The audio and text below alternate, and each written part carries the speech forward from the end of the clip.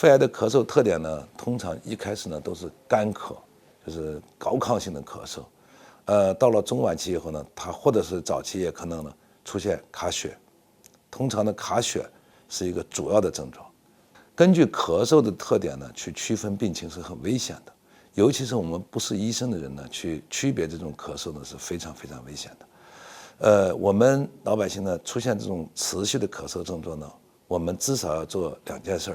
第一件事要做个胸部 CT， 要发现我们有没有东西，有没有新生物长东西了，或者其他炎症呀等等疾病，这是我们必须要做的一件事情。我们不能希望于我们这个症状就判断出我们得的是什么病，这个是非常危险的。不能讳疾忌医。如果是一个咳嗽的话，一定要到医院去做进一步深入的检查。